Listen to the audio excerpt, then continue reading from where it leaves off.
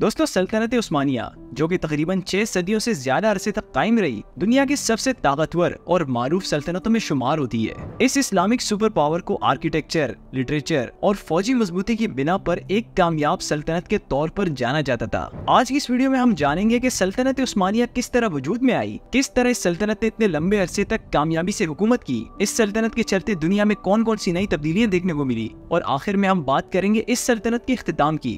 तो ये वीडियो काफी ज्यादा इन्फॉर्मेटिव होने वाली है, तो इसे लास्ट तक देखते रहिएगा। दोस्तों, सल्तनत उस्मानिया का आगाज अनातोलिया के एक छोटे से कबीले से हुआ। इसकी बुनियाद सल्जूक सल्तनत पर मबनी थी, जिसमें जदीद दौर का मेसोपोटामिया, शाम, फलस्तीन और ईरान का एक बड़ा हिस्सा शामिल था। 1293 में मंगोलों ने सल्जूक सल्तनत को शिकस्त दी और इसके बाद इनके इलाके मुख्तलिफ छोटी छोटी रियासतों में बढ़ गए और इन रियासतों पर वहाँ के मकामी कबाइल हुकूमत करते थे और इन्हीं में से एक कबीले का नाम था काई कबीला। 1299 में काई कबीले से ताल्लुक रखने वाले उस्मान ने एक रस्मी हुकूमत कायम की और उस्मानी तुर्कों की बुनियाद रखी। अगले चंद सालों में 1326 तक उस्मान के बेटे ओरहान की हुकूमत में इस कबीले की ताकत में नुमाया इजाफा हुआ। उस्मानियों ने बुरसा को फतह किया और इसके बाद बहीरे मरमरा से मुतसिल बाज़ंतीनी इलाकों पर भी कब्जे कर लिए, जिससे इनके लिए यूरोप की तरफ रास्ता खुल गया। इसके बाद जब सल्तनत उस्मानिया अपने दौर के उरूज तक पहुंची, तो इनकी सल्तनत तुर्की, यूनान, बल्गारिया, मिस्र, हंगरी, मकदोनिया, रोम, उर्दन, फलस्तीन, लेबनान, सऊदी अरब का मशरकी हिस्सा और शुमाली अफ्रीका के साहिली इलाकों समेत कई इलाकों पर हुकूमत कर रही थी। दोस्तों, तारीखदानों की एक बड़ी तादाद इस बात पर एक पुख्ता यकीन रखती है कि सल्तनत उस्मानिया का सबसे सुनहरा दौर सुल्तान सुलेमान के दौर में था, जो कि एक शानदार फौजी कमांडर, मजहबी रहनुमा और सियासी हुक्मरान थे। सुल्तान सुलेमान के दौर में सल्तनत उस्मानिया मशरकी यूरोप की तरफ फैल गई और बहुत से बड़े शहरों को फतह किया। 1521 में सुलेमान ने हंगरी के कुछ इलाकों पर कब्जा कर लिया और 1226 में इन इलाकों में मजीद तोसी की। इसके बाद 1229 के आगाज में उस्मानी फौज ऑस्ट्रिया के दारुल हुकूमत वियना तक पहुंच चुकी थी। दोस्तों, सल्तनत उस्मानिया ने यूरोप के साथ साथ एशिया पर भी कब्जा किया और इस सब के लिए इन्होंने उस वक्त की सबसे जदीद बहरी फौज का इस्तेमाल किया।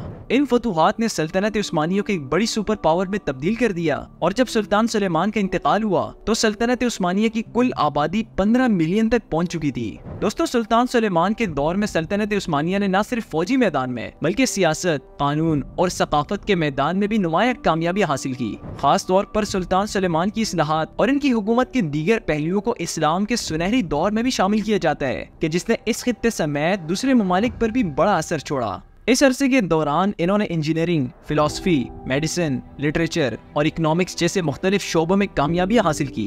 दोस्तों, उस्मानियों को वैक्सीनेशन के जरिए बीमारियों के इलाज में माहिर समझा जाता था और ये वैक्सीनेशन के तरीके इनके इलाकों में सदियों से चलते आ रहे थे। इस वैक्सीनेशन के तरीके को बरतानिया और यूरोप में बरतानवी सफीर की बीवी मैरी मोन्टाज ने मुतारिफ कराया था। 1717 में स्मॉल पॉक्स की वबा के बढ़ते हुए खतरात के पेश नजर मैरी मोन्टाज ने कुस्तुनतुनिया में वैक्सीनेशन की टेक्निक के बारे में जाना और इसके बाद इसने इस टेक्निक को बरतानिया और यूरोप में मुतारिफ कराया।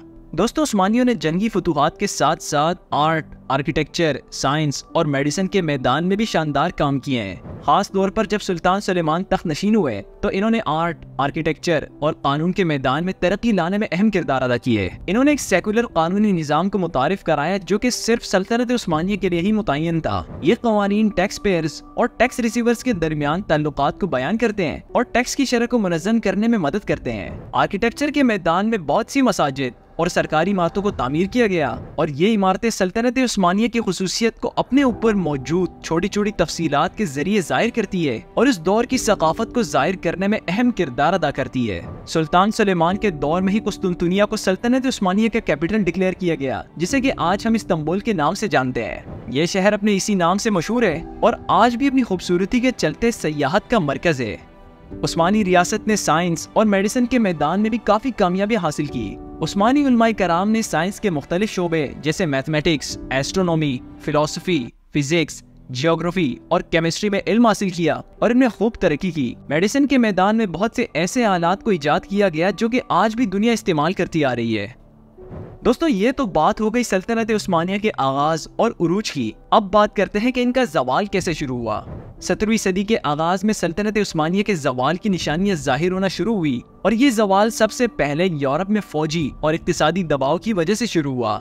उस वक्त उस्मानियों ने दूसरे नए इलाकों पर हमला करने की भी कोशिश की, लेकिन 1683 में वियना की जंग में शिकस्त ने सल्तनत की कमजोरी को बेहतर अंदाज में जाहिर कर दिया। इसके बाद 19वीं सदी तक सल्तनत उस्मानिया की ताकत में कमी होती रही और इस दौरान इन्होंने यूरोप के अंदर अपने बेशतर इलाके भी खो दिए।